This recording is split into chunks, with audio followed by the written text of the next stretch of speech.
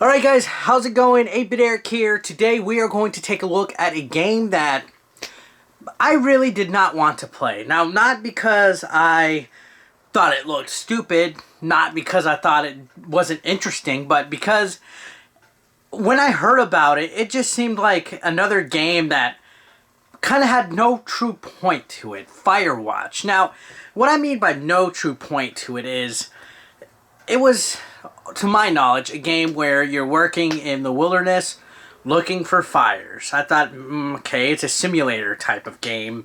Not much to it, but I was wrong. Now, Firewatch is indeed a story about you taking care of fires in the wilderness. You play a man named Henry. The setting is in Wyoming. And let me just, right off the bat, graphical-wise, I absolutely love the cartoony, colorful vibe. It's a painting type of graphic. And the artist of the game is Ollie Moss, who he just manages to use red, yellows, and oranges in a great little mixture to make what is a rather beautiful game. I definitely was not expecting that.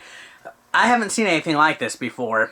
Right away, graphically wise, Firewatch, beautifully amazing game. The ambience and atmosphere of Wyoming look fantastic like this. I mean, it's different. They could have went and did the realistic approach and kind of had it in a very real HD looking setting, and I'm kind of glad that they made the fine detail of making it stand out by making it look like a painting. Now, when you think of the wilderness, you think of exploration, and Firewatch is exactly that, a game about exploration, but it's more than meets the eye. I'm gonna go philosophical with this bitch, and my analysis of this game, this is a journey of exploration through the mind of Henry, the main character, as I mentioned, who, as a summer job, he is spending it in the wilderness of Wyoming with his only communication of Delilah on his radio. Now, at the beginning of the game, we are introduced to a backstory of Henry, and certain situations happen where things aren't going too well for him, so he decides to take a break from it all and do the fire watching job. Now, I'm not going to spoil too much of the story. However, there is a bit of an emotional type of journey that we're going to go through in this story. Your job in the main game is to follow Delilah's instructions, which are supposed to be go to point A, take care of this fire, or go look at point A and tell me what it is. Sounds simple, right? Well, shortly after the game starts, we actually are treated to a situation where some drunken teens are acting a bit unruly, and from there, it goes on to a story that I definitely was not expecting. It has a lot of suspense, mystery, and some romance, believe it or not. And it's definitely a very well written story. The dialogue of each character is well done. This has some of the best dialogue trees I've seen in a game. When you go to a certain situation, there's 3 different options usually, or more, that you can choose your character to respond to, and you can make yourself serious, to an asshole, to hilarious, to a goofball. You could flirt. It's pretty in-depth for an independent game. I was not expecting that, and the dialogue is always good. There was not one moment where I was like, this is so horrible. No ideas, huh? Delilah's a nice name. No, you big dummy. I was kidding. No, you were not. You're sweet, but we can't call it the Delilah Fire. It's well written. It fits into the script perfectly. It's very entertaining, and it leads up to a very good story, a very good situation that'll have you wanting to play more. My first playthrough of this game, I was intrigued to understand what the hell was going on. Now, the story takes place over the course of an entire summer that is set up in a variety of days. It skips ahead some days, day 1, day 2, day 3, then it jumps forward through time. Each little segment as a part of the game. There's 5 main segments of the game, 5 trophies to the game. Sadly, no platinum trophy, but it's broken up into 5 segments. And you quickly learn that the main character, Henry, is not a perfect guy. He's actually quite flawed. This game evokes the idea of being alone in the wilderness and how it's like to just have one mean of communication with another person. It actually gives you a very good insight to a character that not many games do. This game alone, as short as it is, it's a very short game, gives so much characterization for what it does. And the fact that it's in a solitary environment throws it right at you. It's mind-blowing. Now, in this game, you'll be rappelling off of cliff sides, climbing up rocks, exploring the lookout tower, all sorts of stuff. And it gives you an illusion of it being an open wide world. It does a very good job for what it is. As I mentioned, it's a very short game.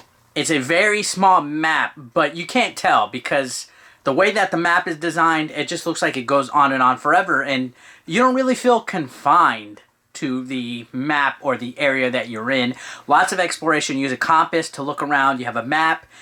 I often found myself getting lost because there's not much as far as making waypoints or any mile markers or anything like that. You got to follow the signpost and your compass, and it gives a real good sense of realism. You are eventually given an axe, a flashlight, and other items to help you explore a little bit more efficiently. And as I mentioned, it does give you an illusion of an open wide world. However, it really is a go from point A to point B type of game in order to progress through the story. But you are free to go wherever you want, so that's nice. Now, graphical wise, as I mentioned, very awesome. It's a first person view though, so you only see the hands of your character. Everything is from the eyes of Henry, and it's nice. I love the way this game looks. The sound, every once in a while when you do something, some ambient sound comes up, and it just plays well. The music is awesome.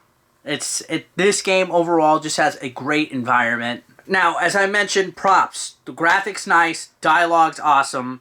The environment is just totally captivating. The dialogue, awesome. Very good stuff.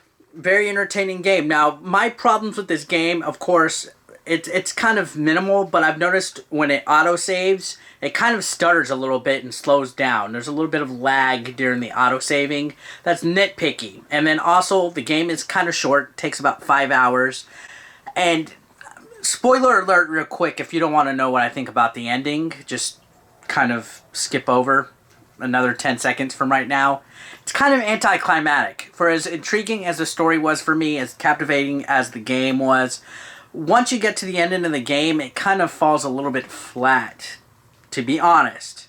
So replayability, due to that anticlimactic ending, I can't really recommend playing it more than once. This is a nice little game to do a playthrough and enjoy it and get the trophies, because the trophies are really easy to get. I would like to see another game made by these developers that maybe might be a sequel to Firewatch. I think maybe if we had a chance to play a little bit more of the backstory and see, that situation firsthand, it could be pretty, interesting. So Firewatch, who is it really for? There's all these games coming out now that have interesting stories. They're called walking simulators, like Layers of Fear, Gone Home. This one is another one to add to the mix. They play with individuals' perspective. You get to get a little bit of inside of the mind of your main characters, and they're pretty deep for what they are. Firewatch is one of those, but if you're not a fan of games that really don't have any action, any fighting, you can't really die in this game, you might want to hold off on it. If you're open to independent games and like good stories and like, interesting games that play in an interesting environment that have a good story, as I said, I'm repeating myself a lot. I just can't get over the story. Then Firewatch is for you. It might not be everybody's cup of tea. It caught me by surprise, but I can honestly say I probably would not play through it again, but I didn't have a bad time playing it at all. And that's it for today, guys. Thanks a lot.